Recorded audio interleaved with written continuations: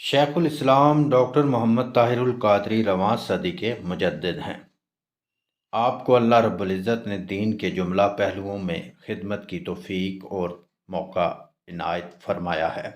اگر ہم شیخ الاسلام کی خدمات کے 20 پہلوؤں میں سے صرف ایک پہلو اصلاح احوال کو لیں تو اس میدان میں اللہ رب العزت نے شیخ الاسلام کو گراں قدر خدمت دین انجام دینے کی توفیق بخشی۔ اخلاقی اور روحانی اصلاح افعال ہو یا فکری و نظریاتی اور اعتقادی اصلاح احوال، تعلیمی و تحقیقی اور تنظیمی و انتظامی اصلاح احوال ہو یا معاشرتی اصلاح احوال، ہر محاذ پر شیخ الاسلام کا ایک نمایاں و متحرک قائدانہ کردار نظر آتا ہے۔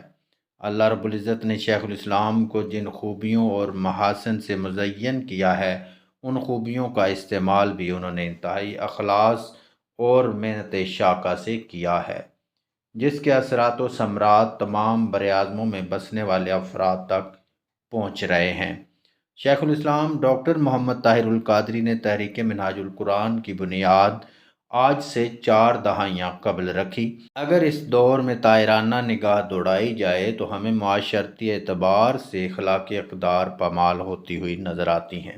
عامت الناس تو کجا، لوگوں کی اخلاقی اور روحانی اصلاح احوال کا فریضہ سر انجام دینے والی ہستیاں بھی اخلاقی اور روحانی کردار سے عاری ہو چکی تھی۔ اخلاق و کردار سنوارنے والے مرکز ویران ہو چکے تھے۔ ایسے ماحول میں شیخ الاسلام نے نہ صرف اپنے بلند کردار اور اخلاق کا نمونہ پیش کیا بلکہ افراد معاشرہ اور دنیا بھر میں پھیلی امت مسلمہ کے اخلاقی معیار کو بلند کرنے میں کردار ادا کیا۔ تحریک منہاج القرآن کے دنیا بھر میں موجود لاکھوں کارکنان 19 فروری کو ان کی 73ویں سالگرہ منا چکے ہیں۔ اللہ رب العزت شیخ الاسلام ڈاکٹر محمد طاہر القادری کو عمر خضر عطا فرمائے اور وہ خدمت دین کے میدان میں اسی طرح علمی و تحقیقی اعتبار سے کارہائے نمایاں انجام دیتے رہیں۔ شیخ الاسلام نے علم کے ہر میدان میں علمی و فکری سطح پر امت کو رہنمائی مہیا کی ہے۔ بالخصوص علوم القرآن کے باب میں ان کی خدمات سب سے زیادہ نمایاں ہیں۔ شیخ الاسلام ڈاکٹر محمد طاہر القادری کی دینی و قرآنی خدمات رواں صدی کا ایک قابل ذکر اور قابل رشک باب ہیں۔ قرآن مجید رشد و ہدایت کا ایسا سرچشمہ ہے جو اللہ اور اس کے بندے کے درمیان ہدایت کا واحد ذریعہ ہے۔ یہ ایک ایسی رسی ہے جس کو تھامے بغیر نہ تو خدا تک رسائی ہو سکتی ہے اور نہ ہی صراط مستقیم تک رسائی ممکن ہے۔ کسی بھی تحریک، تنظیم یا جماعت کی حقانیت اور اقرب الی الصواب ہونے کا معیار صرف اور صرف قرآن مجید ہے۔ جو قرآن مجید سے جتنا زیادہ متمسک ہوگا وہ اتنا ہی زیادہ حق پر ہے، اور جو نور قرآن سے جتنا دور ہوگا وہ اتنا ہی ہدایت الہی سے محروم رہے گا۔ یہی وجہ ہے شیخ الاسلام ڈاکٹر محمد طاہر القادری نے عالمگیر دعوت دین کے لیے اپنی تحریک کا نام منہاج القرآن رکھا، یعنی قرآن کا راستہ۔ تحریک منہاج القرآن کا قرآن مجید کے ساتھ گہرے ربط و اتصال کا اندازہ یہاں سے لگایا جا سکتا ہے۔ اس امر میں کوئی شبہ نہیں کہ رواں صدی میں علوم القرآن کے فروغ کے لیے جتنا کام تحریک منہاج القرآن کے بانی و سرپرست شیخ الاسلام ڈاکٹر محمد طاہر القادری نے کیا، اتنا کام کسی اور تحریک اور شخصیت کے کریڈٹ پر نظر نہیں آتا۔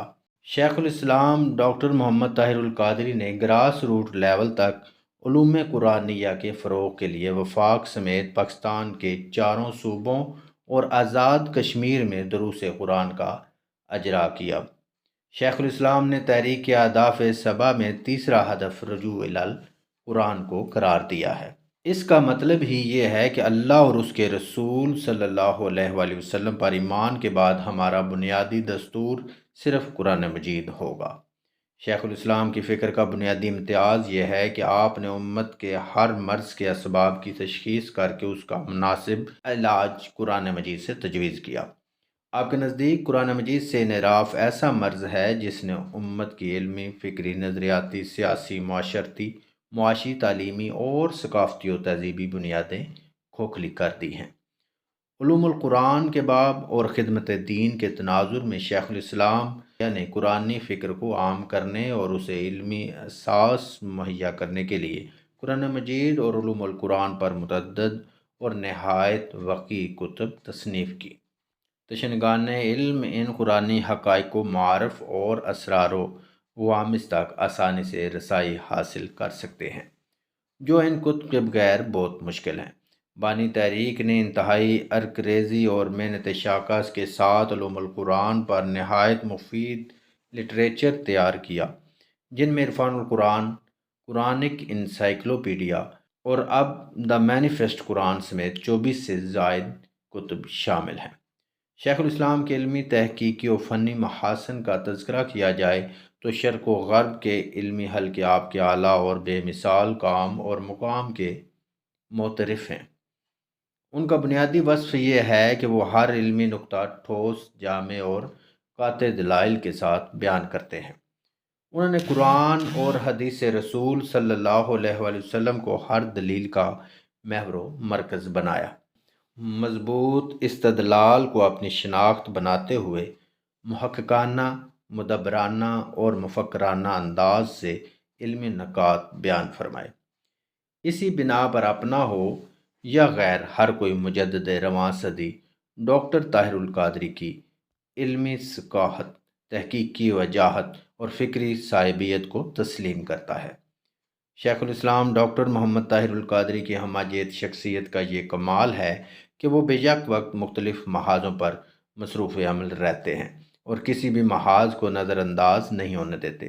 دعوت و تبلیغ ہو یا سیاست کا میدان کارزار، امت کی فلاح و بہبود ہو یا خدمت انسانیت، تحقیق و تصنیف ہو یا خطابت کی جولانیاں، آپ ہمہ وقت تمام میادین میں اپنی صلاحیتوں کا لوہا منواتے نظر آتے ہیں۔